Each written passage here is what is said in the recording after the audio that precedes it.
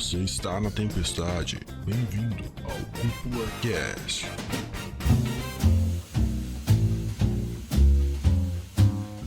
E sejam muito bem-vindos ao Cúpula Cast, o podcast que leva animes e mangás a sério como eles merecem. Aqui quem fala é o André Ugione, o seu host. E cara, hoje eu tô aqui pra ouvir e aprender. Só pra isso que eu tô.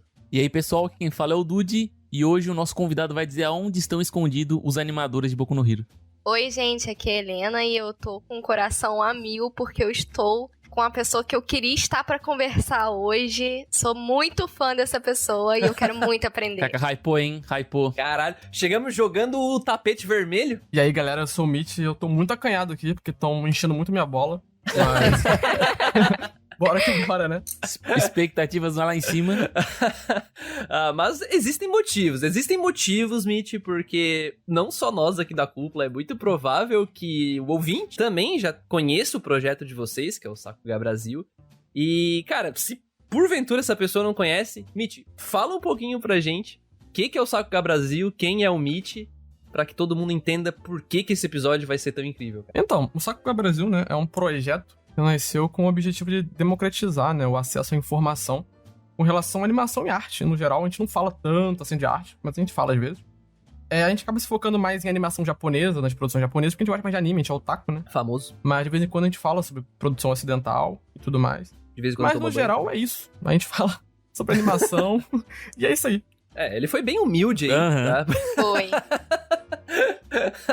Helena, definição de fã do Sakuga Brasil, vamos lá. Cara, o Sakuga Brasil é o maior portal que fala sobre animação que a gente tem aqui no Brasil. Caralho, hein? Porque Caraca. simplesmente tem todas as descrições de todas as coisas possíveis que vocês podem encontrar. São os animadores, chaves dos episódios, explicação de como a animação funciona. Então, pra gente que é completamente leigo, pra gente que não sabe nada de animação, aquele é o lugar. Exatamente. E eu sempre acho legal, cara, porque agora o Mitch deve estar... Agora falou da bola antes, ele dá... Não, tá valorizando mais do que eu valorizo, né?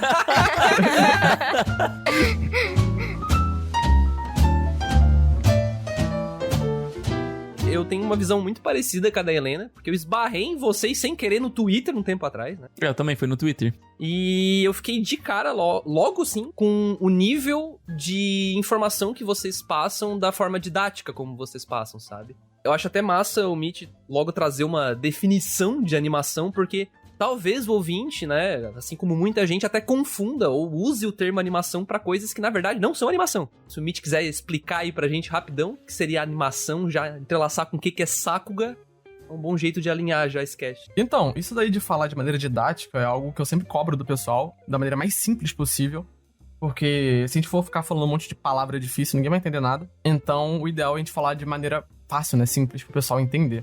E animação, tipo, no geral mesmo, são imagens estáticas em sequência que, quando elas vão gerar uma percepção de movimento, né? Porque o olho humano, ele tem a incrível capacidade de ver movimento em coisas estáticas, quando elas estão em sequência. E isso não é algo de agora, foi algo, tipo, sei lá, 35 mil anos atrás, o pessoal já tinha essa ideia.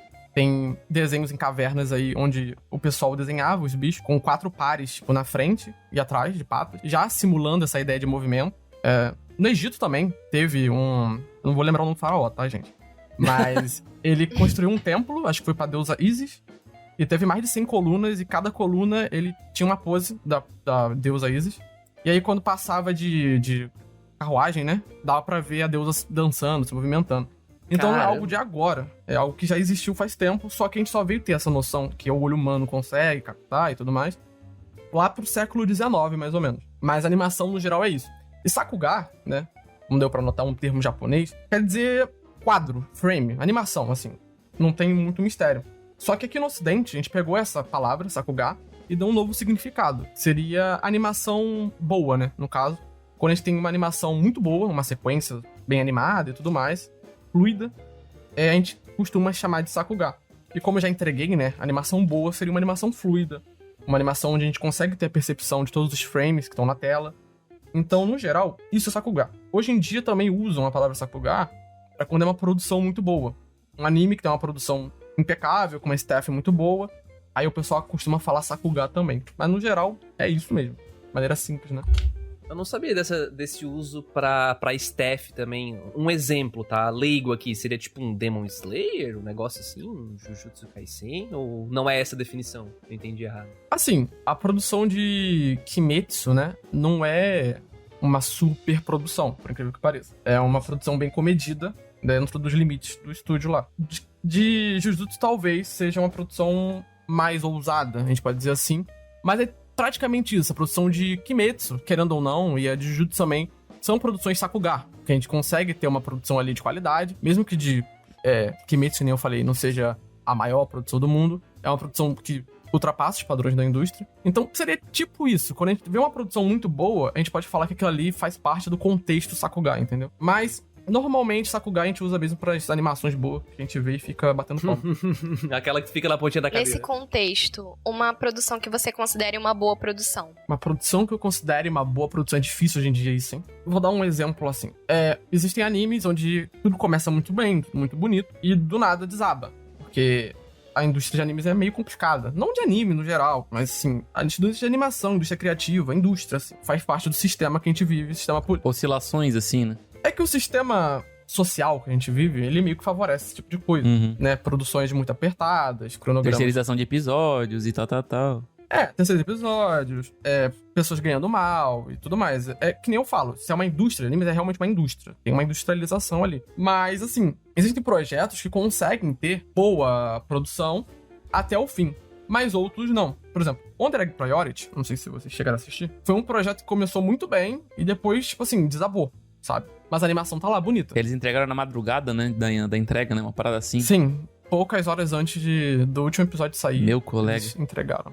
Tipo, foi parada de louco, sabe? Eu lembro que teve um episódio de recap, inclusive, né, no meio. Eles botaram esse episódio justamente porque não tinha episódio pronto. Eles botaram isso e aí atrasou tudo. Aí o último episódio teve que ficar por um tempo depois e tudo mais. Assim, um anime recente que tem uma produção boa, por incrível que pareça, é, por exemplo, Komi-san. Komi-san tem uma produção boa.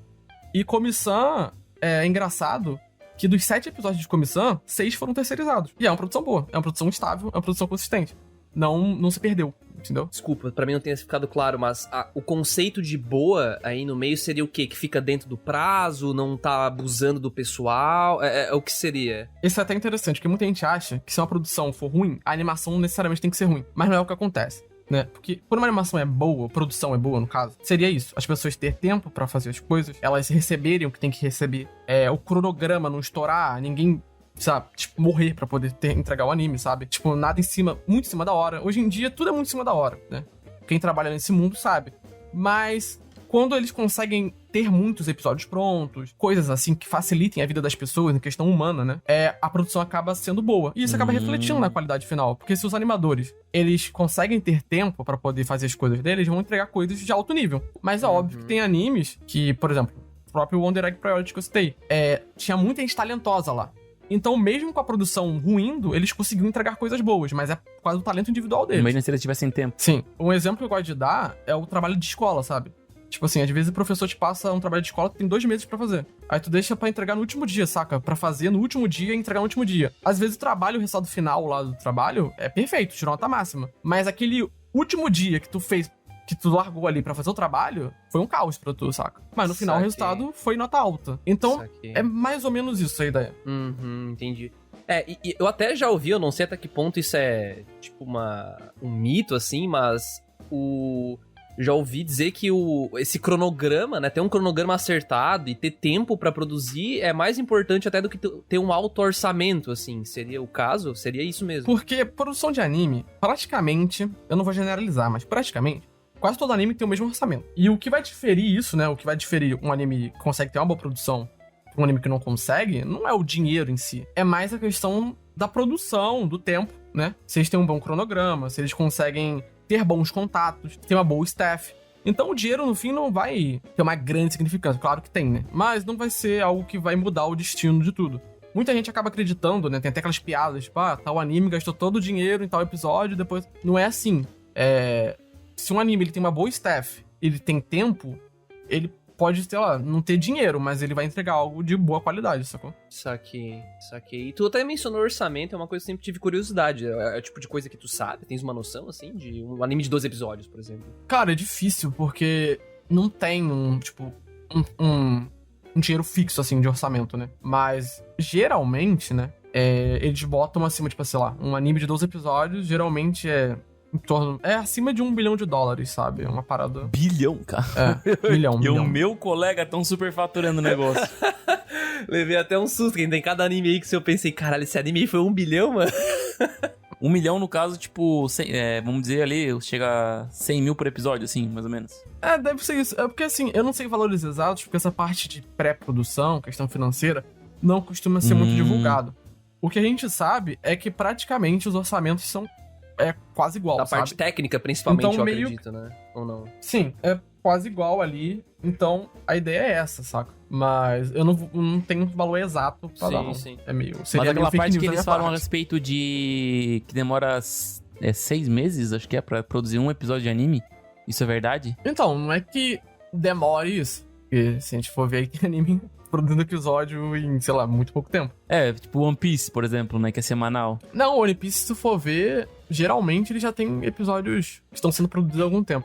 Porque a Toei Animation de um tempo pra cá conseguiu organizar o cronograma deles e aí eles se tornaram uma empresa legal. Mas o tempo ideal, né, seria 6 meses pra um episódio. Acima de 6 meses, né? Mas... Nossa, é bastante tempo. É tipo filme, né? Você falou da Toei, mas assim, na sua opinião, quais seriam os melhores estúdios, assim, pra cronograma de animação? Eu acho que a Toei é um bom exemplo. Porque se a gente for pegar a Toei, tem muitos animes de longa produção, né? Animes gigantescos. E a tendência é esses animes, uma hora ou outra, quebrarem. Que é muito tempo fazendo os animes, produzindo, etc. São episódios que nunca acabam. As pessoas têm que estar sempre trabalhando ali. E é um estúdio que, de um tempo pra cá, se vocês forem notar, a qualidade dos animes cresceu muito. A gente sempre vê Sakuga nos animes e tudo mais. Notei.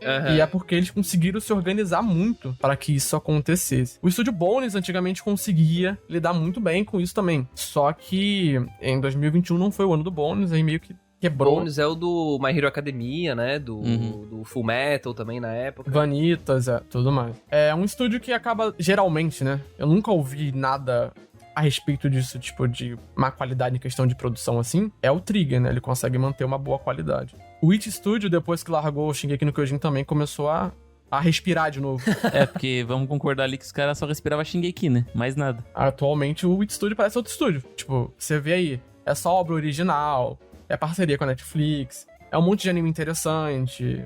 Então acabou que no final o Shingeki era mais um problema pra eles. Era um problema pra eles da mesma forma que tem sido um problema pro mapa. Caraca, velho, é uma bomba então. É uma bomba. É que no fim, até, de novo, eu não sei até que ponto isso é isso mesmo, né? Ou é o que eu consegui encontrar. Mas, como tu falou, né? O orçamento é parecido pra todos. E o estúdio, se ele não participa do comitê de produção, onde ele vai receber, tipo, uma comissão, de acordo com o lucro da obra, né? Ele vai ganhar a mesma coisa se ele produzir Shingeki ou se ele produzir, sei lá, School Days, né? E isso é real então, ou é o que não? o pessoal não consegue sacar. Então, aí que tá a parada. O estúdio de produção, o estúdio de animação, né, no caso, ele é contratado pra poder fazer a animação do negócio. Então é como se você contratasse uma empresa, sei lá, você vai fazer uma festa, você tem que contratar uma empresa de salgadinho. Tu vai contratar, tu vai dar um valor pra eles vão entregar o salgadinho. Se der algum problema com os salgadinhos, o problema é deles, eles vão ter que entregar os salgadinhos do mesmo jeito. E a mesma coisa, o anime, ele não lucra depois que saem as coisas. Claro, tem estúdios, tipo Mapa, que é bem safadinho, que pega um monte de anime famoso, que sabe que vai ser famoso, no caso, né? Que são de mangás famosos, e entra no comitê de produção dos entra animes. como um patrocinador, assim, né?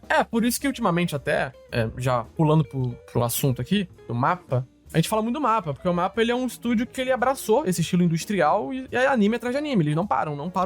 O Jujutsu aí, eles já emendaram com filme já, e propaganda, atrás de propaganda. Sim, e já vai vir em segunda temporada já. E então é um estilo bem industrial mesmo, o próprio CEO responsável atualmente, ele já falou nisso, que é um estilo industrial, ele já meio que tacou no ventilador. E tipo assim, a sorte do Mapa é que o Mapa, ele tem muito produtor de animação e assistente de produção, consegue atrair muita gente. Então, o estúdio, ele vai ter produtores de animação, E cada produtor vai ficar responsável por um anime. E aí esse produtor de animação vai reunir a staff, vai cuidar da pré-produção e tudo mais. E cada episódio vai ter um assistente de produção. E esse cara vai ajudar a trazer o pessoal pra poder animar no episódio e tudo mais. Então, o que o mapa faz? É algo que a Toei Animation também faz. São coisas que esses dois estúdios fazem que tornam eles muito diferenciais nesse aspecto de qualidade. Deixando a produção um pouco de lado, né? Porque o mapa, ele não entrega boas produções. Em questão humana, né?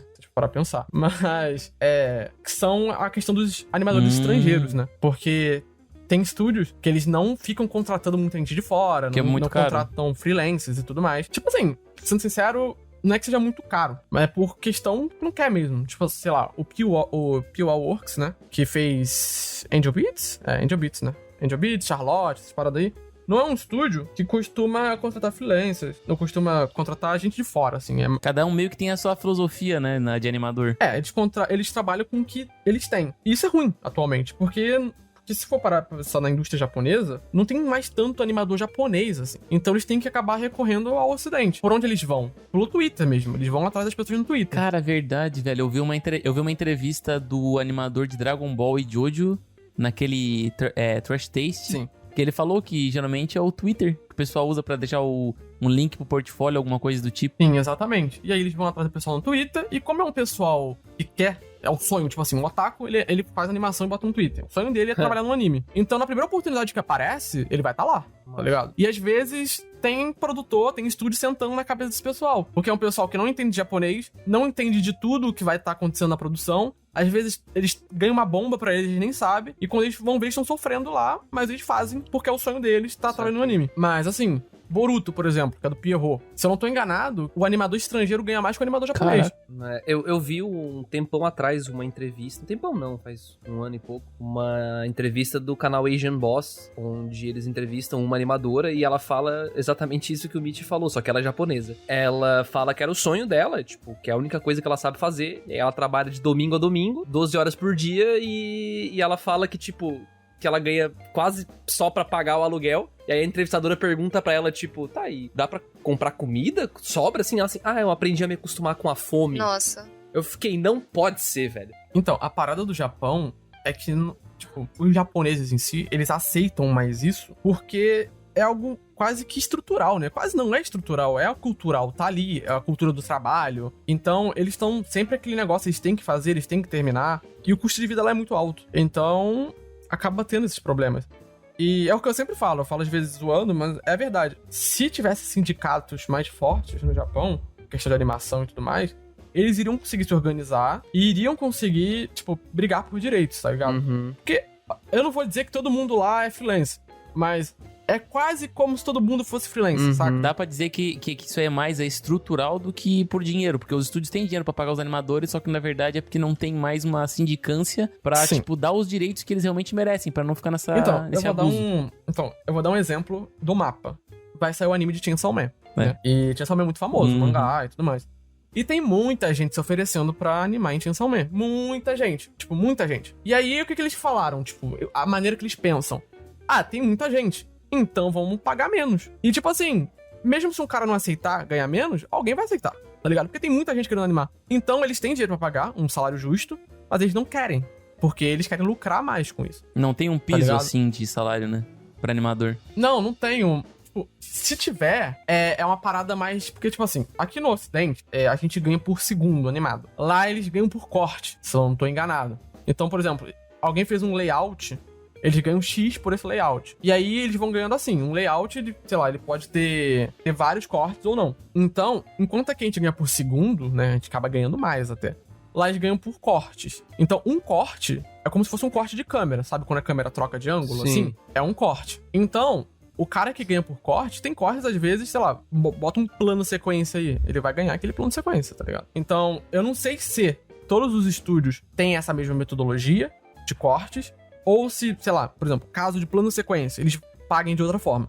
Mas no geral é assim que funciona. Que interessante. Esse plano sequência, eu te confesso que eu não sei o que é exatamente. Será que pode me explicar? Não, eu peguei o nome do cinema mesmo, né? O cinema tem isso, plano sequência. É praticamente quando tem uma cena onde não tem cortes, é tudo sequência mesmo. A câmera vai filmando. Entendi. Sequência. Aí fica bem mais trabalhoso de animar, porque tem que desenhar um monte de frame, tipo isso. Sim. Entendi. E às vezes é o mesmo segundo que o cara que levou pra desenhar, só que lá eu desenhei muito mais. Tipo isso. Não, porque existe um mito, né? Que, tipo, todo animador, todo anime, toda animação é 24 frames, né? Por segundo. Tá. E o cara, ele vai desenhar os 24 frames cada frame vai ser algo novo, e não é assim que funciona. Desde a década de 60, mais ou menos, com a Hanna-Barbera, aqui no ocidente isso acabou indo pro Japão depois, posteriormente. Começou-se a ter uma animação limitada. A animação por 1 segundo seria essa animação. Cada frame é um desenho novo. Mas o que a gente vê muito atualmente na indústria de animes, por exemplo, é animação por 2 e por 3. Por exemplo, por 2 segundos seria 2 desenhos que são iguais e se repetem. Então, ao invés do cara ter que desenhar 24 coisas diferentes, ele desenha 12, né? E por aí vai. É uma forma de limitar, né, a animação, mas também não tornar tão problemático. Mas, assim, depende. Não é uma regra. Se for um movimento que precisa ser muito fluido, algo muito suave, aquele movimentozinho vai ser em 24. Entendi. Seria um S. Saca? Vai ser 1 segundo. Ah, entendi. Então, depende, varia muito. Mas, tipo, são mitos, né, que a gente vai ouvindo, que, tipo, toda animação são 24 frames. São 24 frames, mas não são 24 desenhos novos cada um, entendi. Né? Depende muito do tipo de animação e tudo mais.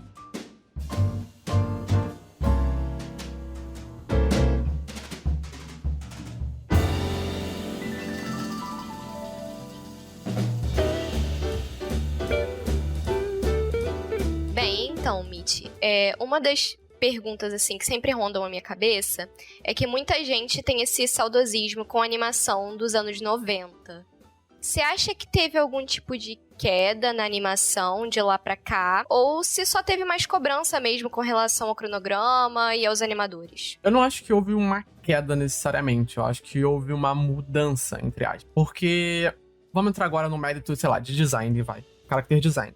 Se a gente pega as produções dos anos 90, a gente tem personagens com designs muito mais complexos. Ou seja, muito mais linha, muito mais sombra. E mesmo assim, a gente consegue ter produções onde a gente tem muita animação fluida, tem muito Sakuga. Um exemplo é o Hunter x Hunter de 99, né? É uma produção que acaba se beneficiando muito de Sakugais e tudo mais. Só que naquela época, né?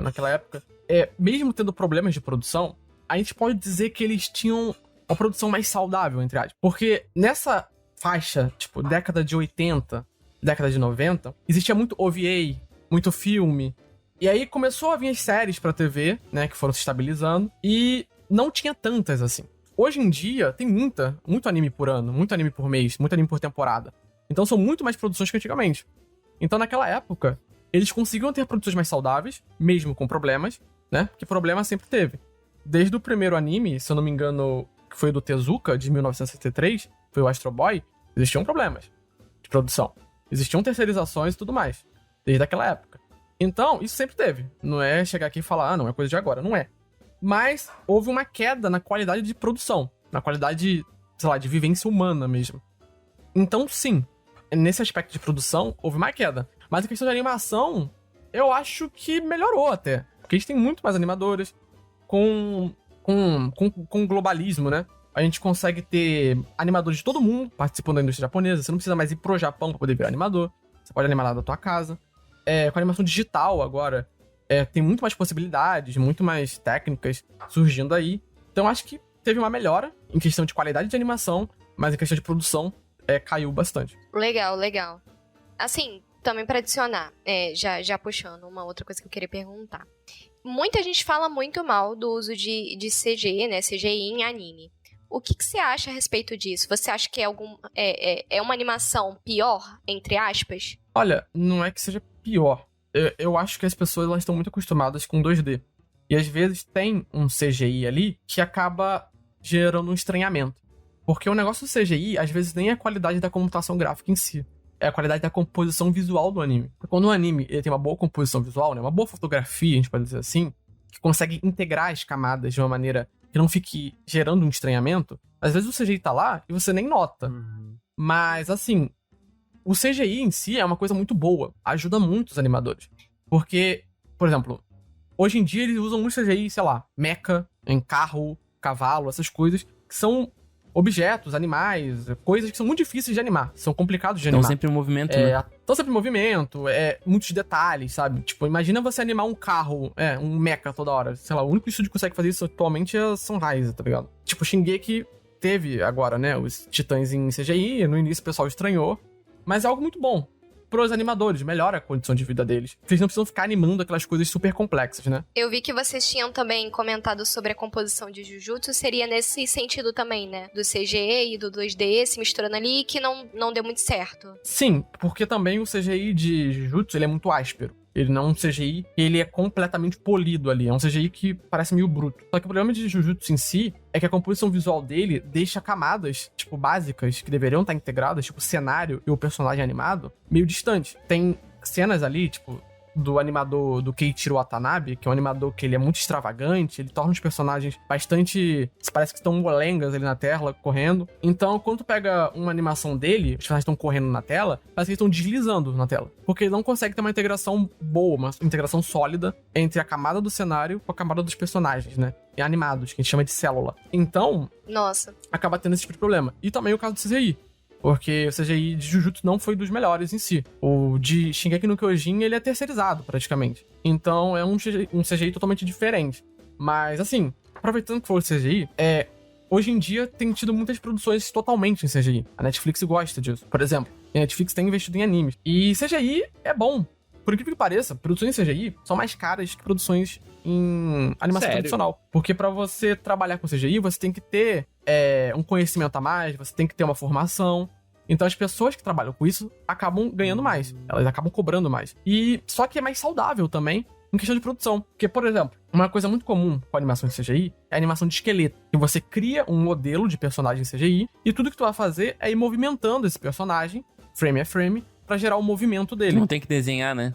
Não necessariamente, não precisa ter que desenhar. Então, a partir do momento que você cria um modelo de um personagem, de um carro, em CGI, você só vai precisar movimentar ele. Então, toda aquela parte de ficar redesenhando, fica pra trás. Não quer dizer que é mais fácil, mas acaba ajudando muito em questão de produção e questão de saúde das pessoas. Falando muito disso, dessa parte de CGI, integrar com 2D ou 3D, eu, apesar de... eu até vi a piadinha, né, de vocês falando lá que o Arcane, a nova série lá do League of Legends, que o pessoal no documentário chamava de anime, né? Então eu vou chamar de anime. O anime do LoL... O anime do LoL, eu vi lá que ele é produzido o nome é Fortiche Prod, pronuncia assim? O nome do estúdio? É um estúdio francês, né? Francês é difícil pronunciar. Vamos fingir que é isso. Vamos falar bem português, então. O Fortiche Prod, ele faz ele faz essa mescla, né, de 3D com 2D. E assim, esse tipo de produção pra mim é na cara que é muito mais caro. Ou eu tô enganado? Porque a qualidade Sim. Eu sou leigo, né? Mas, cara, parece absurdo, assim, o nível de produção. Então, a parada de Arcane ali, né? É que eles usam um 3D que é muito parecido com 2.5D. É aquele meio termo, 2D com 3D. Porque a arte e as texturas dos personagens... E, por exemplo, os cenários estão em 2D. Os efeitos estão em 2D. E a arte, né, que eu tava falando, da textura dos personagens, faz uma mescla ali. Porque eles usam uma questão com iluminação de uma maneira perfeita. Então a gente consegue saber o que é sombra, o que é iluminação, e isso ajuda muito na hora de você perceber a volumetria do personagem. E como eles utilizam um tipo de animação ali que é muito semelhante ao de anime, e a trajetória das câmeras também é muito semelhante ao que os japoneses usam em anime, eles conseguiram criar uma experiência muito parecida com 2D. A gente sabe que é 3D, mas a gente tá assistindo, pensa até que é 2D, porque é um negócio muito, sabe? E não é a primeira vez que esse estúdio trabalha, por exemplo, com a Riot. A maioria por exemplo, eu não sei se vocês jogam LoL, ou se vocês acompanham o cenário competitivo de LoL. Infelizmente sim, jogamos. Mas... Não. Tem a maioria dos clipes de mundial, clipe musical de LoL, é esse estúdio que faz. Então eles já tinham certa, como a gente pode dizer, sei lá, amizade, né, com a Riot e tal. Então eles estão acostumados com isso. Eu não sei se é verdade, tá? Mas teve gente falando que foi uma produção que demorou, sei lá, mais de 5 anos. Então, essa foi a primeira produção grande do estúdio pra uma série. Eles tiveram que contratar, sei lá, numa faixa de 300 pessoas. Eles tiveram que industrializar mesmo o processo. Caraca. Então, precisou de muitas etapas, muitas funções diferentes. Então, realmente foi a maior produção, assim, do estúdio, a gente pode dizer. E a parada é isso. O estilo deles é esse. Criar uma sensação de 2D, mesmo sendo um 3D. E realmente acaba sendo bastante caro. Entendi. Pois é uma percepção que eu tenho, porque, cara, é muito bonito, né? Pelo amor de Deus. O problema do 3D é que a gente não consegue identificar os animadores, né? A não ser que o cara chegue lá e fale, fui eu. É muito difícil você identificar os animadores num 3D, porque não tem uma fuga do padrão. todos eles mantêm a mesma consistência, o design dos personagens é igual. Então, é praticamente isso. Você diz, tipo, uma característica específica daquele animador, ele costuma entregar uma cena que, sei lá, uma explosão. Ele gosta de animar explosão, aí sempre que tem explosão eles botam o cara, tipo isso? Não necessariamente. Tipo assim, cada animador tem um estilo diferente. Por exemplo, vou citar um exemplo bem hard aqui. Tem animador que quando vai animar, ele desenha os dedos do personagem muito fino. E aí você sabe que é aquele animador porque os dedos estão muito finos. Mas só que às vezes é uma parada tão rápida na tela que você nem nota. Aí você tem que ir frame a frame ver. Tem animador que anima a explosão de um jeito, anima de outro. Às vezes a ponta da explosão é redonda, às vezes é pontiaguda. Então, é um negócio de maluco, é maluco. Maluquice mesmo. Então, é isso. Tem animador que ele muda totalmente o design, ele foge do design. E aí quando o cara... Isso acontece muito em anime de longa produção, né? Um caso clássico é a luta do Naruto vs Pain, né? Que o design mudou totalmente ali e o pessoal acha que morreu a animação, tá tudo horrível. Mas não é o caso, a animação daquela luta é excelente. A animação é ótima. O que não tá, entre aspas, ótimo ali, mas por opção artística, isso a respeito, é a consistência do design. É diferente. Uma deformação, assim. Deformação faz parte. Faz parte dos 12 princípios da animação. Então, ter a deformação ali ajuda a gerar fluidez, acaba ajudando. Só que tem animador que gosta de exagerar, entendeu? E essa liberdade artística, ela praticamente nasce com o Yoshinori Kanada, né? Que ele criou o Kanada Style e tudo mais. Ele foi um animador revolucionário, assim, entre aspas, porque ele é tipo o pai da Sakuga, entendeu? Ele meio que falou, cada animador pode ter seu estilo e a gente deveria respeitar a liberdade de cada animador. Então, a partir da era Kanada, a gente fala assim, os animadores acabaram demonstrando ter mais estilos. Por exemplo, um estúdio que representa muito o que o Kanada pregava foi a Gainax e depois virou a Trigger. Eu digo, tu vê a animação da Trigger, tu nota que é da Trigger, porque tem todo um estilão ali. É bem um estilo próprio. Que é o Kanada Style. Sim, é o Kanada Style, o estilo Kanada. Que é aquela animação com um espaçamento maior entre os frames, que as poses são bem extravagantes, bem posado mesmo, os personagens... Você vê o personagem posando na tela, dá tempo de você identificar o que ele tá fazendo. O nome disso é estilo Kanada, né? O Kanada Style foi criado pelo Kanada e o pessoal, os animadores da Gainax, depois da Trigger, gostam muito disso e acabam usando. Então são estilos diferentes que a indústria acaba permitindo, porque a indústria de animes, felizmente, ela dá muita liberdade artística. Agora, por exemplo, a gente vai pro Ocidente. Pro Ocidente é muito difícil, porque no Ocidente eles costumam manter todo um padrão, né? Não tem muita diferenciação ali em questão de consistência. E se a gente quiser voltar pro Japão, a gente pega, sei lá, Kyoto Animation. Kyoto Animation tem produções fantásticas, mas é muito difícil tu ver um anime da Kyoto Animation onde tu vê um personagem deformado, um personagem que tá muito diferente do padrão ali do design. Nossa. É sempre um negócio mais realista ou algo muito cartunesco. E é sempre assim que eles vão lidando, entendeu? A Kyoto Animation é meio até difícil falar isso. Tipo, não é que eles não dão uma liberdade maior pras pessoas, mas eles têm uma metodologia que acaba prezando por um conservadorismo maior ali, em questão de manter os designs, em questão de liberdade. É muito difícil você saber quem animou o que na Kyoto Animation. Mas assim, é uma pergunta pessoal agora também, né? Porque você disse que é animador freelancer. Em quem que você se inspira, assim? Quais são seus animadores favoritos? Cara, eu vou talvez cometer um pecado aqui. Mas, por exemplo, eu gosto muito dos animadores japoneses. O Yutaka Nakamura, o Katsumi Shizuka, Naoto Shishida. São animadores que eu respeito muito. O Yutaka sempre aparece nos posts do Sakuga Brasil. Sim. Só pra ter um ponto de referência pro pessoal. Geralmente, suas referências animaram que animes, por exemplo? Eu vou tentar citar um exemplo de cada um. Vamos lá. Você assiste Boku no Hero? Sim. A cena do Deku, no final da luta do Deku e Todoroki. Aquela cena que eles... Uau, é dele aquela? Os blocos quadrados, né? Sim, Yutaka Nakamura. Os blocos quadrados é uma marca do Yutaka Nakamura. Olha. Sim. Vocês assistem One Piece? Graças a Deus. Quem não assiste tá errado. Então, aquela cena do Zoro, que ele derrota o Kamazou, foi do Katsumi Shizuka. Né? Também tem os cubos, porque o Katsumi Shizuka ele gosta muito do Yutaka Nakamura. Então ele meio que faz essa homenagem ao Yutaka Nakamura. Que loucura, velho. Eu sempre achei que eles usavam os cubos porque era mais fácil desenhar quadrados do que várias formas diferenciadas. Não, eles usam, tipo, como homenagem mesmo, sabe? Eles vão Vira usando. uma parada bem artístico mesmo, então, né? Sai da produção Sim. em massa e industrial pra ser mais artístico, eu acho. Sim, eles vão cunhando esses termos e tudo mais. Então, é praticamente isso. Mas, por exemplo, aqui no Brasil, e no Ocidente no geral, a gente anima não animação tradicional assim. A gente anima cutout, né? Que é animação de esqueleto também. Só que ao invés de ser com 3D, é com 2D. A gente cria um modelo ali, 2D, com articulações e tudo mais. E a gente faz o bonequinho se mover, por exemplo. O nome cutout? É, cutout. Animação de esqueleto, marionete. E assim, eu, como pessoa, como ser humano, eu tendo a nunca querer participar de uma produção de anime. Porque eu vejo tanta coisa que eu não posso falar que eu não quero, sabe? Eu prefiro ficar na minha, tô de boa. Porque mesmo que uma produção, sei lá, com animação de esqueleto possa dar algum problema, é uma parada muito mais safe, não vai ter tanto problema em questão humanitária, e você vai receber bem por isso, sabe? E, como eu tava dizendo, não é o tipo de animação que você vai saber quem animou. A não ser que a pessoa chegue lá no Twitter, ó, eu animei tal cena de tal desenho, de tal seriado, porque vai ter sempre aquela consistência visual, vai respeitar os designs originais, então não vai fugir muito disso. Mas, então, querendo ou não, como eu não animo tradicional, eu não acabo podendo ter a possibilidade de me inspirar em algum animador japonês. Mas se algum dia acontecer, seria esses, né? Eu gosto muito deles, eu gosto dos animadores da Trigger também. Então, é isso, basicamente.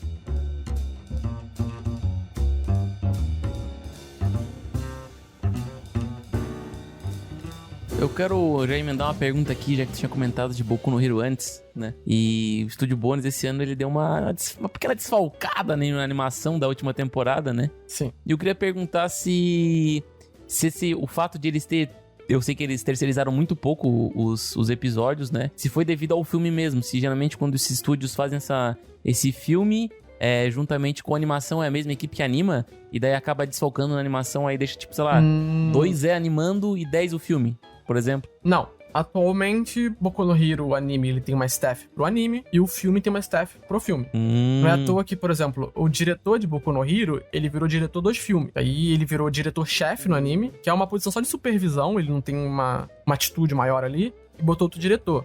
O design de personagens, que era o Umakoshi, ele virou designer do filme. E aí entrou um outro designer no lugar dele, mas o Umakoshi continuou tendo influência ali. Então meio que trocaram a staff do anime. A staff principal do anime foi pro filme, praticamente. E aí o pessoal que tava no anime foi sendo mudado. O que acontece, entre aspas, muitos animadores preferem animar pro filme, porque o filme ele vai pagar melhor e ele geralmente tem uma produção mais saudável do que um anime pra TV. Porque enquanto o anime pra TV, cada episódio é uma batalha, o filme, em média, ele tem 1 ano e meio pra ser produzido, que é um tempo ok, né? A gente até diz que o filme de Jujutsu Kaisen ainda é muito bacana, porque o filme ou ele começou logo após o anime de Jujutsu Kaisen acabar, ou no finalzinho ali. E se vocês forem ver, o Jujutsu Kaisen acabou esse ano, né? Praticamente, e o filme vai sair esse ano. Então, meio que dá pra ver que tem um problema. Tava trabalhando junto, assim?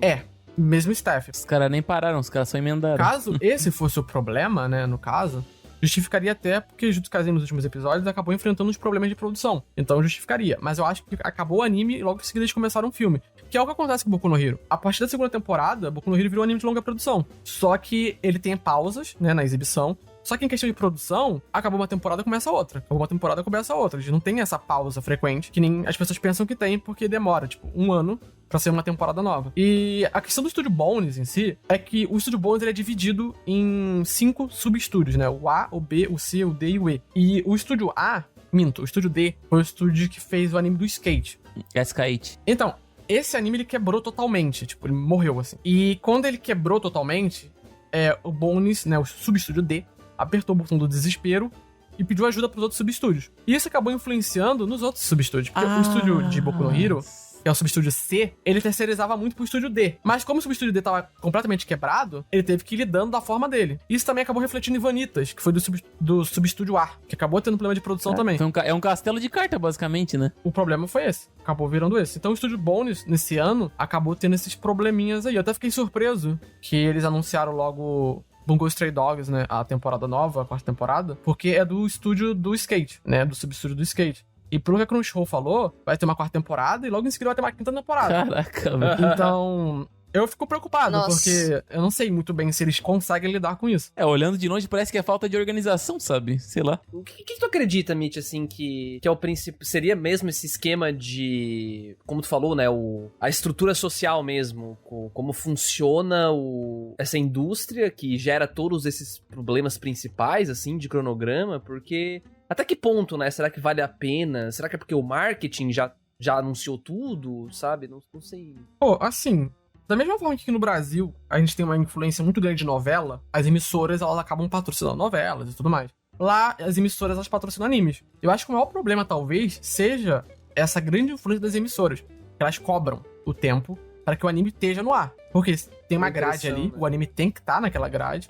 E ele tem que estar saindo ali. E vai acabar gerando lucro com a audiência e tudo mais. Então, essa pressão do comitê de produção, a gente pode dizer assim, acaba sendo negativa. Por exemplo, Chainsaw Man, até então, no comitê de produção só tem o mapa e a Shueisha. Só tem a editora do mangá e o estúdio que vai fazer o anime. Então, e o trailer é pré-made, né? O trailer, né? O pessoal acha que a animação vai ser daquele jeito o tempo inteiro, mas, rapaz, então, complicado. Em tese, isso é bom pra Chainsaw Man, porque só tem o estúdio e a editora... Ou menos, né? Eles podem... não tem uma pressão maior.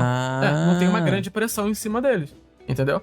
Mas, por exemplo, tu pega algum anime aí tem uma penca de empresários lá por trás, que estão botando o dinheiro deles no anime, eles querem ter o dinheiro deles de volta. Eles querem ter o lucro. Então eles vão botar uma pressão pro bagulho sair, entendeu? Querendo ou não, é uma questão social, é uma questão sociopolítica. Muita gente não gosta, tipo, quando a gente acaba falando, porque muito problema aí, sei lá, vem do capitalismo. Aí o pessoal fala, não é, para de botar política nos animes. Mas acaba sendo, sabe? Não tem como fugir disso. É o que a gente vive. A gente vive esse mundo, então acaba sendo isso, querendo ou não. E existem soluções, como eu falei. Tem um sindicato mais forte, existe um sindicato no Japão, de animação, de anime. Só que eles atuam mais como forma de, sei lá, estatística, sabe? Eles já juntam, tal animador, tem tantos animadores no Japão, eles estão ganhando tal. Sabe, eles não têm uma posição muito forte. Não atuam mesmo pra defender isso. Também isso também vai muito do cenário político do Japão. O cenário político do Japão é muito conservador. E, querendo ou não, eles têm muito medo daquela herança fascista que veio do outro século. Então, eles acabam tendo ideais muito problemáticos. Então, como esses comitês...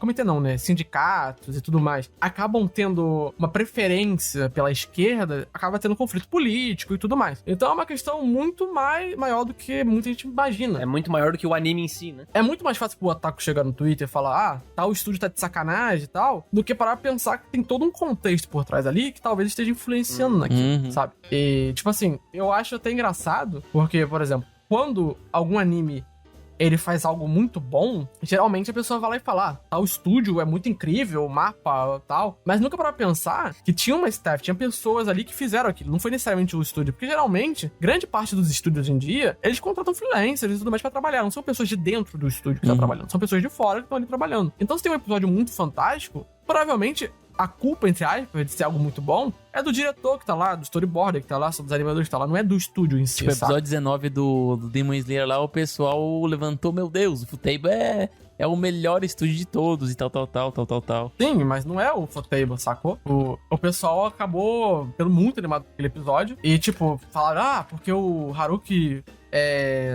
Haruachi, até esqueci o nome do rapaz, o diretor do anime, foi responsável por isso e tudo mais, que ele é muito incrível e nem é o diretor do anime, porque o diretor do anime ele não teve envolvimento com o episódio, ele não foi diretor, ele não foi storyboarder. O Toshiyuki Shirai, que foi diretor e storyboarder desse episódio, e ele tem um mérito por aquilo, sacou? E tipo, o diretor não tem nada a ver.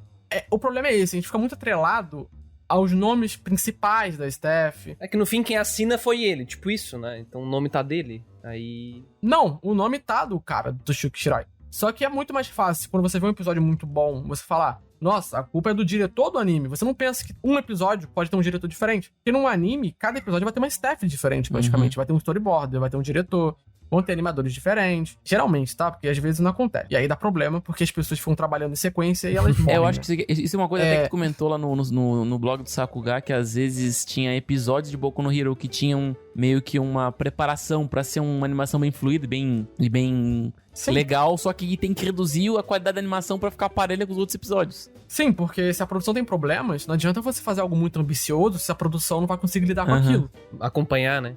Não vai conseguir acompanhar. Então, o diretor de animação, ele vai fazer cortes ali mesmo, ele vai corrigir a cena, ele vai supervisionar, ele tá ali pra supervisionar a animação, o diretor de animação. Muita gente pensa que o diretor de animação é o diretor do anime, mas não é. O diretor de animação, ele é tipo um supervisor de animação, ele vai supervisionar a animação. E o diretor do episódio, ou do anime no geral, ele tem um cargo quase que administrativo, sacou? Ele vai lidar com a gestão ali, e ele vai ter a última decisão das coisas, ele vai ter tomadas criativas, mas não é da forma que muita gente pensa. E aí, não adianta você fazer algo super incrível e no final a produção não conseguir acompanhar. O caso de Boku no Hero, por exemplo, teve aquela polêmica com aquele animador. Ele fez uma coisa, depois no anime saiu outra, né? Ele nem quis ser acreditado e tudo mais. Só que tem erro dos dois lados, né? Primeiro, a produção não considerar que ele é um animador que faz coisas ambiciosas, e também a produção não conseguir lidar com isso de uma maneira consistente e também da produção ter problemas. E da parte do animador, porque o animador ele não seguiu o que ele tinha que seguir exatamente. Ele fez um pouco mais, tipo... mais excêntrico, assim. Chamar uma atenção, assim. Foi o Vicente lá, o animador? Foi aquela cena da toga? Sim,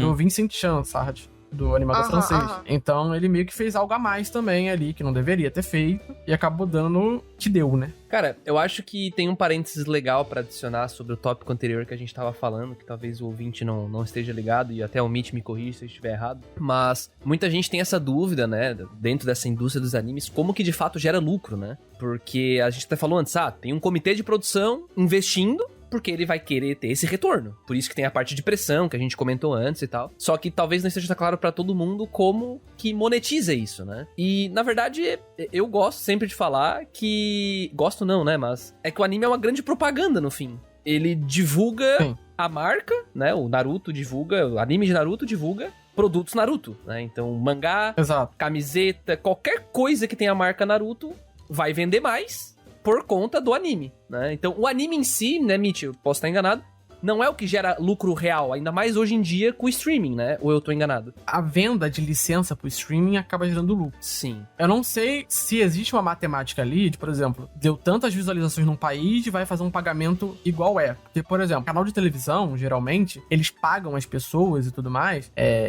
Um grande exemplo é, sei lá, futebol, saca? O time que tem mais audiência acaba ganhando mais do que o outro time. Então, eu não sei se isso rola com o streaming. Essa parte financeira eu não sei. Só que venda de licença pra exibição, sim. Mas tu falou, o anime ele acaba gerando mais lucro através do merchandising, né? Com camisa, com bonequinho, com Blu-ray nem tanto. O pessoal ainda acha que Blu-ray é o que manda, mas não é. É o streaming. Uma vez era forte, né? O Blu-ray. Há 10 anos atrás era. Mas hoje em dia é streaming. Seria tipo assim, né? Então, só pra exemplificar ainda mais, eu sou um grande empresário, eu tenho uma loja de brinquedos, né? Uma indústria de brinquedos, e eu vi que esse anime aqui, sei lá, o Power Ranger da vida, né? Alguma coisa relacionada, eu vou lá e invisto nisso para que os meus produtos vendam mais. É basicamente isso, né? Usando essa marca desse anime, por exemplo. E às vezes não é nem uma empresa, por exemplo. É 20. Eu não sei se vocês chegaram a assistir Sangatsu no Lion. Sim. Mas Sangatsu no Lion tinha investimento até de Ministério do Governo. Caraca! Caralho, sério mesmo? Porque acabava divulgando o esporte pra pessoas mais jovens. Porque é um esporte muito de gente mais velha, né? O Shogi. Sim, o Shogi, né? Que da hora, Então acabava ajudando a transmitir o esporte pro pessoal. Então, é que nem um estúdio, né? Voltando à questão do estúdio. O estúdio ele vai ganhar um dinheiro X e é isso aí. Se no final der problema de produção e o estúdio tiver que pagar mais do que ganhou, ele vai sair no prejuízo. E é por isso que muito estúdio acaba pegando anime atrás de anime pra poder fazer, porque senão também fecha. Entendi. Entendeu? E às vezes eles até evitam as produções muito ambiciosas porque vê que o cronograma não bate e capaz de levar um prejuzão, né? Não atender a expectativa, talvez. Tipo a Witch com o Shingeki. Shingeki era uma parada que sempre teve problemas de produção, sempre foi muito complicado de produzir. Só que Shingeki, depois que saiu do It, o mapa foi o único estúdio que aceitou. E foi, tipo, muitas pressas, sacou? Então, praticamente a staff de Shingeki não é exatamente, mas é parte do pessoal que tava em Dorohedoro. Então, quando acabou Dorohedoro, pegou o pessoal e tacou lá. E, tipo, teve gente que falava, pô, mano, mas não dá pra fazer isso. E o cara falava, dá, é só você fazer. E o pessoal tinha que fazer, entendeu? E às vezes rola muita represália nesse meio. Então teve uma época que muito animador estrangeiro que tava participando de anime ia pro Twitter denunciar. Porque o japonês não tem esse costume. O japonês ele é mais comedido com isso. Ele aceita. O estrangeiro não. O estrangeiro ele tem outra filosofia de vida. A gente tem outra vivência. Então muitos estrangeiro tava indo denunciar. Só que os estrangeiros eles entravam pra uma lista lá dos estúdios não muito confiável. Então eu acabava sofrendo represálias. Cara, a indústria faz isso, tipo, cria uma lista de funcionários que te deduram se eles estão pedindo os direitos dele, tá ligado? Tipo, mano... Sim, exatamente. Nossa, isso é muita loucura, velho. Porque pra eles não estão infringindo direitos, eles estão fazendo aquele pela arte, tá ligado? Entre aspas, assim. Posso pivotar aqui pra um lado mais de melhora, se é que existe? Pode. Não, mas calma aí. Só mais uma pergunta. E é rapidinho. Então, muita gente também fala assim, a indústria de animes japonesa não quer saber do Ocidente e só produz animes voltados para o Oriente. O que você acha desse tipo de afirmação? Olha, eu acho que há 10 anos atrás talvez, mas hoje em dia não, né? Porque... não é que eu acho que o Japão começou a olhar pro Ocidente, eu acho que o Ocidente começou a olhar pro Japão. E aí tem muita empresa, tipo a Netflix, a Warner... o próprio Cartoon Network, que acabam vendo uma possibilidade de de lucro com animes e tudo mais. A gente começa a ver um monte de produção aí de anime, né? Estilo anime, né? De jogos, por exemplo. Sei lá, Castlevania teve recentemente. Foi num estúdio coreano, se não tô enganado. O Star Wars pela Trigger, né? Star Wars, não foi só pela Trigger, né? Foi vários estúdios. O Star Wars ali foi um grande teste, né? Mas foi um grande teste da Disney, né? Daqui a pouco a Disney tá comprando um estúdio aí. E é isso. Eu acho que o Ocidente começou a olhar mais pro Japão. E o Japão começou a notar que o Ocidente gosta muito do Japão em questão de anime, né? Demorou a notar, né? Porque o Japão sempre foi um país meio fechado. Se a Disney quiser, ela compra, acho que todos os estúdios, né? Basicamente. A sensação que eu tenho é que depois que a Coreia do Sul começou a controlar mais a cultura pop em questão da Ásia, tipo, sei lá, com K-pop, a onda coreana lá, vendo Oscar.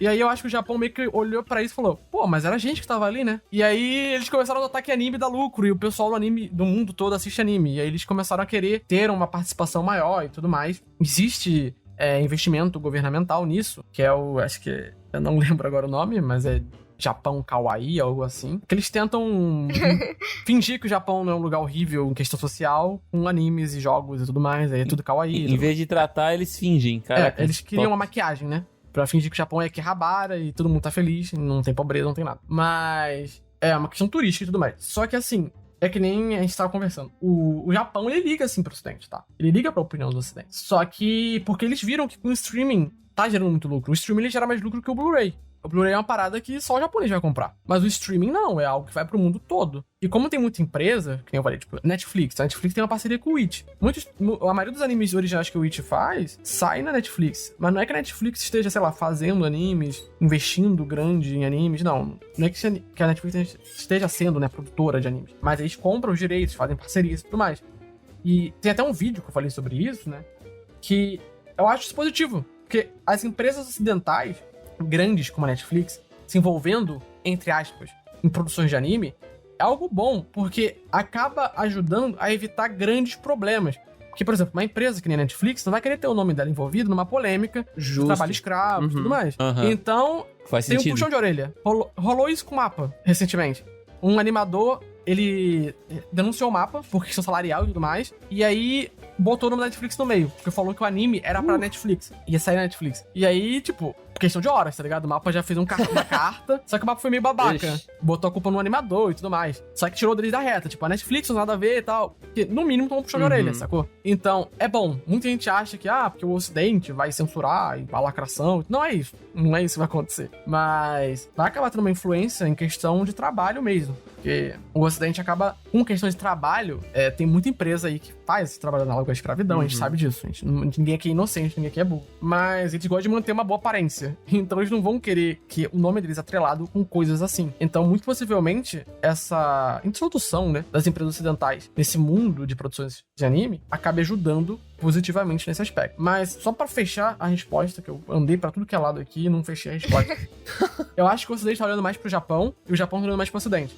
Eu acho que sim, o Japão, talvez não todos os comitês de produção, mas grande parte deles se importa com o que o Ocidente vai achar por causa do streaming. Mas eles também não fazem questão de, tipo, entre aspas, censurar, cortar coisas e tudo mais. Fazer versões diferentes e tudo mais. Porque ainda é muito enraizado que o anime é japonês e vai sair no Japão pro povo japonês. E aí o streaming tá comprando, se você é ocidental, viu alguma coisa que te ofendeu, azar o seu. É assim que eles acabam pensando, querendo ou não. Mas, assim, a gente sabe que se preocupa, a gente vê o caso, sei lá, de Shingeki no Kyojin recentemente. A da braçadeira. Ah, sim. Que eles iam vender o merchandising lá da braçadeira. E muita gente do Ocidente reclamou. E eles meio que fizeram uma carta de desculpa, falando que não tinha intenção, babá. Alguém com o cérebro derretido teve a ideia de vender uma braçadeira ali. Que, pô, caraca, qualquer pessoa, né, consciente vai saber. E os caras falaram que era pra cosplay. Não, na verdade é só um uniforme de um personagem fictício da obra, mas, pô, faz uma referência absurdamente grande ao... Não, é tipo aquele vídeo de Twitter, tipo, se você se sentiu ofendido, né, o cara é puta racista, não, se você se sentiu ofendido, né, desculpa aí, então. Às vezes tem que lembrar que lado que foi da Segunda Guerra, né? É foda, cara, é foda. Não, mas isso é bom, cara. É bom levar esses choques, esse puxão de orelha aí, porque eu acho que é assim que evolui, tá ligado? Porque se não acontecer esse tipo de coisa, vai acontecer de eles continuar produzindo pra lá e ia ser pior, né? Então, como o Mitch falou, eu acho que olhando pra fora ajuda. Sim, e o pessoal se ofende muito. A maioria dos otakus aqui no Brasil acaba se ofendendo com umas paradas que nem é lugar deles, tá ligado? De fala ou coisa assim. Tipo, alguém faz uma crítica ao anime, tipo, tal anime tem uma parada muito problemática que o pessoal deveria olhar com mais calma, que... Aí vem um otaku lá do fundo do baú e fala, não, mas você tá querendo censurar, você é autoritário. Lacrador. Você é lacração purinha. E aí começa, tá ligado? Eu mesmo no Twitter, eu falo qualquer coisa, aparece na minha DM várias pessoas, me chamam de comunista, de lacração e tal. Aí eu falo, sei lá, pô, gente, vamos pagar melhores animadores. Aí um maluco, deixa eu ser lacrador, cara, pô. Sabe? Ai. Sei lá, tá ligado? Pô, chega lá e fala, pô, gente, racismo é errado. Aí vem um cara e fala, o cara lacrando. Literalmente, é isso que acontece. Meu Deus, cara. A internet não deixa de surpreender a gente. Eu tenho uma frase que eu levo pra mim com a vida inteira que, cara, o pior inimigo do otaku é sempre o próprio otaku, não é o geek, o nerd, o não otaku, sim, sabe? Cara, é sempre o próprio otaku, tá ligado? Ele é o lobo do Exatamente. Tá na filosofia isso. Mas é aquela, né, cara, discutindo que a gente vai evoluindo, né? Então, a gente tem que ter paciência e é difícil.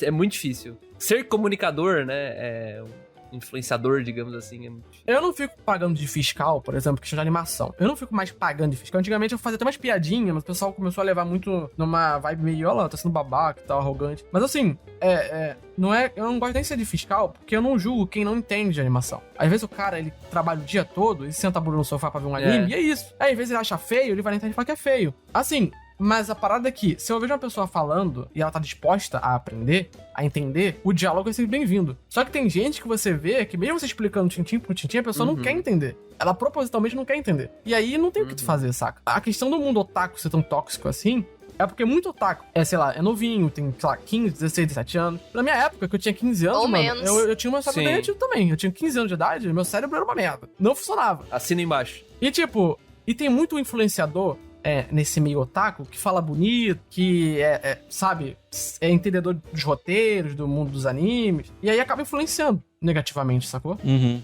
Porque, e é o que a gente acaba falando, tem muita coisa que é muito além da ficção, saca? E quando você quer entender um anime, quer entender a história de uma produção, quer entender porque o Japão funciona desse jeito, não é, sei lá, vendo um animezinho, lendo um mangá que tu vai entender. Às vezes você até entende, porque a ficção, ela é um retrato do contexto sociocultural daquela época, né? Então, por exemplo, tem muito isekai hoje em dia, porque muita gente no Japão tem problema com a realidade, quer mudar de vida, Sim. quer fugir daquilo, e aí acaba criando isekai. E tipo assim, ok, mas se um cara introduz algo muito questionável numa obra, tanto animação quanto mangá e tudo mais, pô, não é porque talvez ele seja inocente, que ele não sabia que ia ofender alguém. Pode ser que aquilo esteja tão enraizado na cabeça dele, é algo tão sistêmico, pra ele é normal. Tipo a misoginia nos animes, por exemplo, que alguns têm. Sim, tipo assim, por exemplo, vamos pegar algo básico assim, sei lá, machismo. Machismo é algo estrutural. Todo mundo acaba sendo machista de uma forma ou de outra. E tem gente que não vê isso como algo errado. E se você vê um anime que tá meio que aprovando isso... Tipo o Herói da Cura, que foi a grande polêmica, acho que talvez desse ano, do ano passado, não lembro que ano foi. Hill Hero, acho que é. Kaifuku. Tipo assim, se você criticava Kaifuku, o pessoal falava, você tá querendo censurar Kaifuku, falar que não pode, ter estupro e tal. Não é exatamente isso. É como conta. Como você tá contando aquilo. Você tem que ser responsável quando você tá contando uma história. Sim. Você quer botar estupro ali? Eu acho desnecessário. Tipo, a forma que ele botou foi totalmente pra poder ser misógino e foda-se. Sim. Mas, assim, se você quer trabalhar com isso, sei lá, pega Berserk. Eu não sou a favor totalmente daquela cena que tem em Berserk. Sim. Mas o Miura, ele leva isso até o final, cara. Ele vai trabalhando aquilo até o final. Ele não botou por botar. Ele não botou porque achou legal, porque é isso aí. E é tipo isso, cara. Acho que um exemplo que nessa questão, né, que eu acho um bom exemplo é Perfect Blue. Eu não sei se todos já viram, mas tem uma cena, né, que ela, enfim, ela é tocada pelos homens enquanto ela tá contracenando ali como atriz, e aquilo dali é extremamente desconfortável pra quem tá vendo. É uma cena que é levada de maneira desconfortável porque é pra ser desconfortável. Sim, exatamente. Se você consegue mostrar na tela que aquilo é errado, que aquilo é desconfortável, você consegue passar essa ideia de maneira responsável. Acho que é muito aquela parada lá, não é o que você conta, né? É como você conta, né? Pro teu público. É isso aí.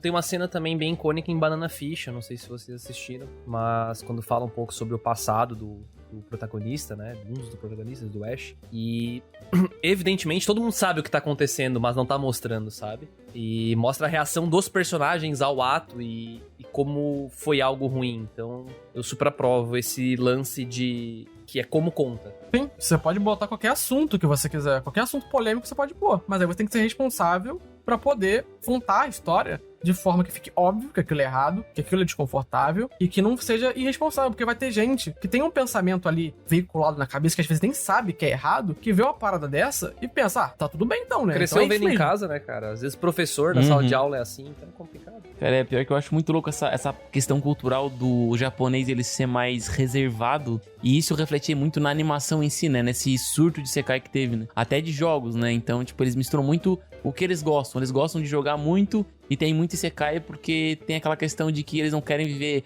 aquela vida, então eles se projetam num personagem pra viver outra vida em outro mundo, né? Cara, e assim, eu não entendo a necessidade de tanto anime por temporada. É muita coisa, cara. É E muita tá coisa. Os aumentando, caras né? fazem uns 50 animes por temporada. Pra mim, a indústria dos animes é uma grande roleta russa, tá ligado? Todo mundo quer ter o seu Shingeki. Então, a parada é engraçada porque, tipo assim, tu pega Isekai, essa ideia de fuga, de escapamento, vem lá de Evangelho. Ela só foi trabalhada de maneira diferente conforme as décadas. Há 10 anos atrás, eu conseguia dar conta de ver quase todos os animes que passavam na temporada. Hoje não tem como, velho. Não tem como. Não Por tem. causa que cada serviço de streaming lança animes próprios, né? Tipo, sei lá, a Netflix lança o seu, a Disney lança o seu, a Paramount e a HBO começam a lançar os seus, tá ligado? Aí o Japão tem estúdios que não estão coligados com serviços de streaming que lançam seus animes. Daqui a pouco nós vamos entrar numa era onde a gente não vai conseguir assistir tudo, sabe? Vai ter, tipo, o anime até o gargalo da boca. Entendi. Então você é a favor de monopólio, né, seu comunista? É verdade, mano. Mas assim, eu vou no ponto de vista que o que, cara? Eu acho que quando fica muito grande, fica difícil fiscalizar, sabe? A gente tá num ponto né? onde já tá difícil de fiscalizar pela questão cultural. E a cada ano que se passa, os estúdios estão produzindo mais e mais e mais, e tá tendo mais animadores. Só que o problema é que, cara, vai chegar num ponto onde não tem como fiscalizar um bagulho que, tipo, sei lá, a indústria produz 1.000 a 5.000 animes por ano. E tipo... E não é só anime, né? Porque agora, como eu falei, o Ocidente ele tá querendo muito fazer parada, vibe anime e tudo mais. Tem produções que eu sei que tá acontecendo, mas que ninguém sabe ainda, que vai sair em algum momento, que são produções estilo anime, produções que eles estão pegando pessoas, treinando pessoas, pra ter essa mentalidade de animador de anime. E, tipo, é muita coisa, tá ligado? E eles estão nessa. É porque eles viram que dá dinheiro fazer anime. E demorou, né? Mas estão vendo aí.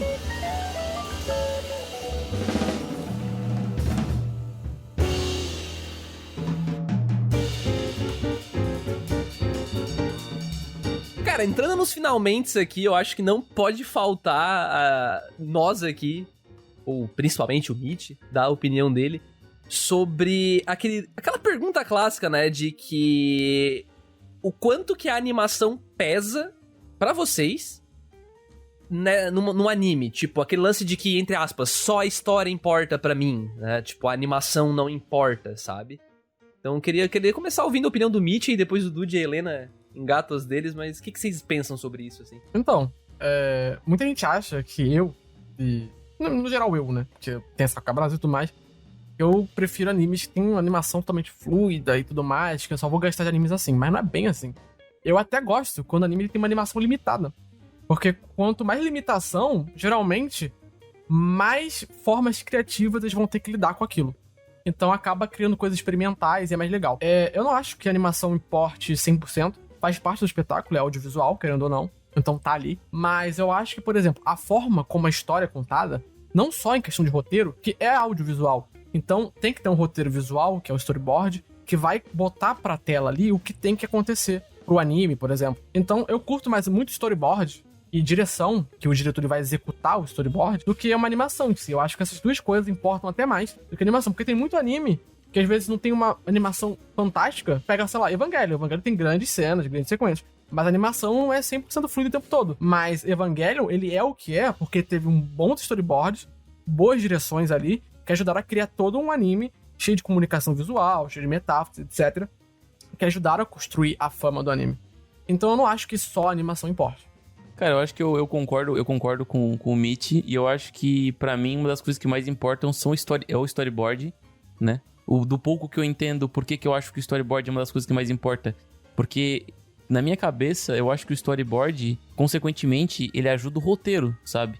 Porque o storyboard, ele vai auxiliar o roteiro a explicar alguma coisa, sabe? Então, às vezes, quando o storyboard tá mal feito, geralmente tem que ter muito mais fala, ao meu ver, né? Não sei se isso faz sentido, Mitch. Assim, eu acho que quando tem um storyboard ruim, fica mais complicado assistir o anime. Tem muita coisa num storyboard, em questão até mesmo psicológica, às vezes, de você estar assistindo um negócio ali, formas geométricas, a posição que o personagem tá na tela e tudo mais, que tá tão enraizado na tua cabeça de otaku, que quando você assiste um anime, você sabe o que é bom e o que é ruim. Só olhando, assim. Você sabe o que é bom e o que é ruim. Só olhando. Mas você não sabe explicar o motivo daquilo ser bom e ser ruim de maneira técnica. Na tela, assim. O que é algo gera estranheza, o que é algo não gera estranheza. Então, quando tem um bom storyboard, ele consegue lidar bem com isso. O que você falou, no caso, por exemplo, é de... porque se o cara não for um bom storyboard, ele vai ter que lidar de maneiras diferentes, o personagem vai ter que falar mais e tudo mais. Não exatamente, porque ele vai estar seguindo ali um roteiro, entre aspas. Então, o que ele cria no storyboard é uma adaptação do roteiro, que é uma adaptação do roteiro geral. Assim, entre aspas, assim. A gente coloca de uma maneira meio bagunçada, mas é tipo isso. E, às vezes, é só uma conversa. Mas, sei lá, a gente pega Jojo. Jojo consegue fazer isso muito bem. A parte 4 de Jojo são conversas ali, tem dois personagens conversando, e o diretor, que tá responsável por aquele episódio, ele consegue criar uma dinâmica ali, que é um personagem sobrepor do outro na tela, aí tem uma sobreposição de camadas. Então ele vai fazendo coisas criativas pra poder lidar com aquilo. Às vezes, dois personagens conversando na tela é sinal de limitação, porque ele tá limitando a animação ali com duas cabeças falantes. E isso é muito comum também aqui no Ocidente, porque na questão do Ocidente é mais questão, às vezes, de ambição de pessoas, também de dinheiro pra fazer as coisas. Mas, que é mais barato, né? Botar dois personagens conversando estáticos na tela. Mas você pode fazer de formas diferentes e ocupando o mesmo tempo. Os japoneses são muito chatos com o tempo. Eles sabem tudo que eles têm que fazer no tempo que eles têm que fazer. Então eles fazem isso pra justamente saber o que eles podem botar mais à frente, se sobrar tempo, e o que eles não podem. Então, nessa questão que tu falou, eu acho que... não. Eu acho que não. Eu acho que tem uma lógica, mas eles não vão, ter que falar mais ou coisa assim. É uma questão mais ali, já vem do roteiro e tudo mais. Claro que às vezes o storyboard ele tem uma liberdade maior pra fazer coisas diferentes. E às vezes tem coisas ali que estão ali que são metáforas e é isso aí. Não é porque... Então, deixa eu ver se eu entendi. Dá pra dizer que geralmente o cara que faz o storyboard, ele consegue realçar mais o que tá sendo escrito na história. Sim. Porque vai ter um cara que ele vai praticamente estruturar toda a série, né? O conceito da série. E esse conceito geralzão vai ser pego por um roteirista ou vários roteiristas. O roteirista em anime, ele não tem liberdade pra criar algo novo. Ele vai pegar aquilo. Imagina como se a estrutura da série, o conceito da série geral, fosse o design de personagens. E aí o cara, ele criou o designer do roteiro. E o roteiro vai estar bebendo daquele designer pra fazer algo parecido dentro dos moldes. Não tem uma liberdade pra ele criar algo em cima disso. E aí o storyboarder, ele vai pegar isso e vai adaptar pra um roteiro visual. E o diretor vai pegar esse storyboard e vai adaptar pra tela. Então tem esses processos. Então é praticamente isso. É tipo fazer um carro, tá ligado? Sobre animação e história. Eu concordo com vocês, storyboard é super importante, mas eu não posso deixar de falar que quando eu vejo alguma coisa bem animada e fluida, assim, a produção pode não ser boa, mas teve ali 1, 2 cenas muito bem animadas, eu já fico assim, ai, que legal. Eu te entendo. Então, assim, eu sou muito coisa com animação, sim. Eu não posso falar que eu não sou. Então, quando tem uma boa animação, me prende os olhos, mesmo que a história não seja tão boa. Então, no final, pra mim, é isso, gente. Amo história, mas, assim, eu meio que fico assim, 60% animação. Eu não sei se eu compartilho 100% disso, mas o que eu penso muito é que, dependendo de como for a animação, ou às vezes até a escolha, talvez, não sei se seria conceitual ou artística da parada, mas ela pode acabar me afastando às vezes. E eu vou dar um exemplo aqui, bem esdrúxulo, tá? Mas vamos pegar o X-Army aí. Então... grande anime. Grande anime. Então, assim, se tu pega pra ler a história, talvez tu goste, não sei, eu não assisti inteiro, né? Mas... como a animação é bizarramente excêntrica, sabe? Fica difícil pra eu ficar imersivo naquela história. E aí, eu vou tentar dar mais alguns exemplos aqui pra botar o meu ponto de que, pra mim, dependendo de como é a história, o que essa história quer contar, o que tá rolando ali, até o gênero da parada, quando tem uma animação muito boa, pra mim eleva muito. Então, por exemplo... Sim, sim. Por que quando o One Piece entrou em um ano, todo mundo parece que explodiu o bagulho, assim? Tipo, digo, mais do que já era, né? As pessoas falando e compartilhando GIF e tal. Porque a animação mudou pra cacete, né? Então, pelo menos é a percepção que eu tenho como leigo, né? Mais Sakugazi, mais consistente e tal. E como o Mitch mesmo falou mais cedo no cast, parece que se acertaram ali o cronograma, a Toei Animation, né? E eu sinto que isso engrandece demais o quanto tu consegue imergir na obra, sabe? Tipo, quanto tu consegue... Porque é ação. Então, quanto mais fluido for as partes de ação e tal, sem ter aquele ritmo arrastado que o One Piece teve em, por exemplo, Whole Cake ou... Até mesmo Dressrosa, né? Que virou um ícone aí, né? Cara, cenas totalmente estendidas, assim, estáticas. Acaba que eu desconecto, sabe? Fica mais cansativo e tal. Então, pra mim, a animação, como o Mitch falou antes, como é audiovisual, pra mim importa. Talvez importa um pouco mais do que pra pessoas, né? No geral, pra mim. Né? Aí é pessoal mesmo, sabe? Mas pra mim, em termos técnicos, conta muito. Então, a animação, ela nasce do storyboard. Então, tudo que tá lá animado numa Sakuga foi uma instrução do storyboard. Dificilmente um animador ia poder ter a liberdade ali também pra poder fazer algo além do storyboard. Eu não sei se o cara foi um dinossauro da indústria, foi tipo muito famoso, aí ele dá um migué ali e ele faz o que ele quer. Mas, geralmente, eu entendo isso. Eu também concordo que quando um anime tem uma animação muito boa, me prende mais. Só que os conceitos ali que tornam aquela animação muito boa, às vezes, vêm mais do storyboard do que a própria animação. Porque o que o cara anima bem, por exemplo, a gente sabe que ele anima. A gente tá vendo a fluidez ali. Mas todo aquele jogo de câmera, toda aquela coreografia de combate, toda a trajetória da câmera é algo que vem do storyboard. Então, acaba sendo meio a meio, Saquei. Convencido. Faz sentido. No final, acaba que é um conjunto de tudo, né, cara? A gente, tipo, gostamos da animação, mas aquilo ali tá rolando porque o animador tá fazendo seu trabalho, o storyboard tá fazendo seu trabalho, o roteiro tá fazendo seu trabalho, o diretor, né? E o animador tá fazendo conseguir fazer o que o storyboard quer também é algo incrível, né?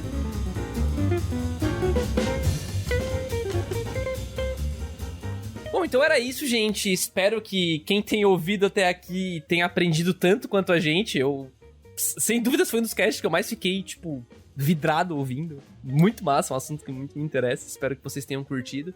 E, Mitch, cara, o palco é teu. Fala aí onde o pessoal pode encontrar mais coisa do Mitch, mais coisa do Sakuga Brasil. Fica à vontade, cara. Mais polêmica. Olha aí. Mais polêmica. Quer polêmica, tem que me seguir, então. @nomit. No Twitter e no Instagram. O problema do @nomit é que tem um underline ali no meio. Aí que vai estar tudo aqui na postagem, tá, gente? Olhem ali, quem não encontrar, perfeito. né? Fiquem... E a Sakuga Brasil, vocês podem encontrar no Instagram e no Twitter também, @Sakuga Brasil. No YouTube também, que é comigo, por incrível que pareça.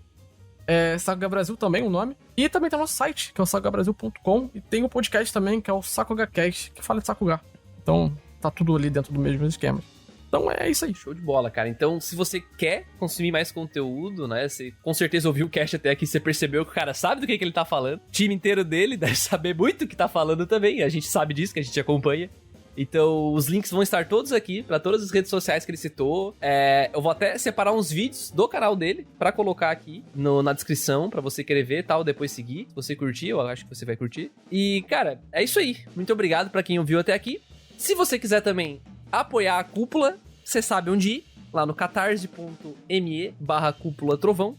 Lá você pode apoiar o nosso projeto pra gente conseguir continuar expandindo cada vez mais a Cúpula e trazendo mais pessoas incríveis como o Mitch aqui. Dessa forma a gente consegue expandir cada vez mais aí a Cúpula e atingir cada vez mais otakus que querem política em animes, é isso, Mitch? Querem polêmicas. Não pode isso, não pode. Tem que pensar nas crianças. Sim. Mas é as crianças mesmo que vêm tretar. Elas mesmas. Esse é o problema.